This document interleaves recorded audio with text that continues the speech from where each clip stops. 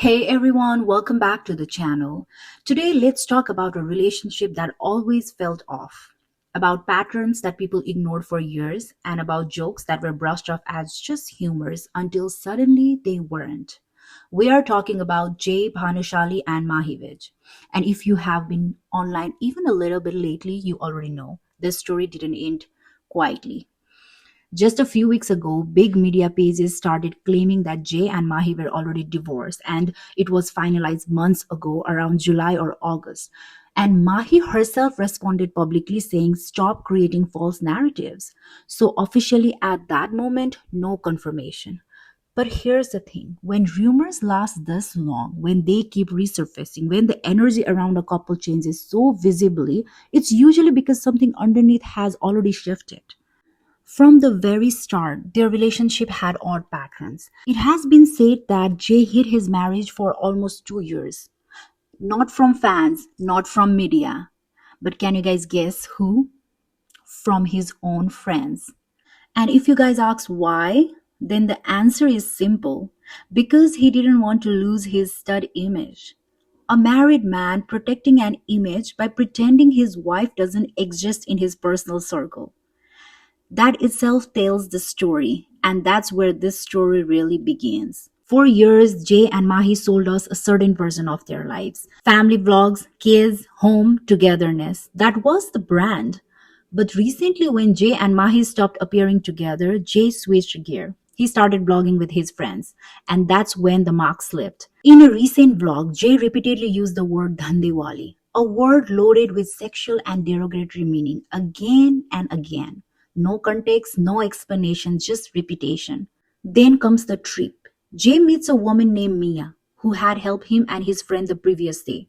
The next day, they meet again, and suddenly Jay starts making Mia Khalifa jokes right in front of her. He says something like, "In India, the name Mia is famous for other reasons," and then follows it up with, "I like Mia, and in Dubai, I like Khalifa."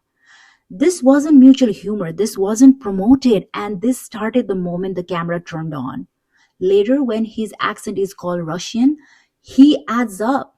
He says, "I like Russians, I know a lot of them." At that moment, he was a married man. I know Yeah, lot of you love Russia? I love Russian. ये देखो धंधे वाली धंधे And with a young woman talking in sexual undertones, and all of it uploaded publicly. This wasn't private, and this was not accidental. Jay's audience didn't sign up for this. They signed up for family content, parenting, and relatability. And suddenly they were watching something that felt cheap and disrespectful on the same page where kids were shown. That's why people reacted so strongly. If you go back to older interviews, even 3 years ago, Jay constantly made jokes about Mahi. People had commented things like, "This feels forced. He doesn't respect her. She's carrying the relationship."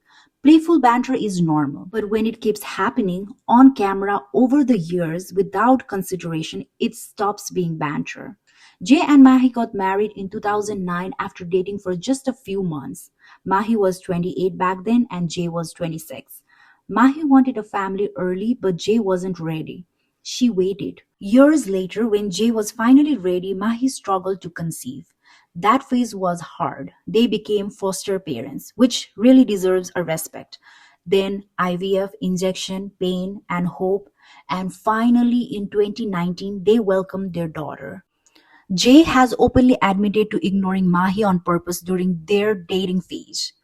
And if you ask him why, he said it was to balance power. His word was, quote unquote, "If I don't do this, I will become a puppy in the relationship." That mindset, that mindset never really went away.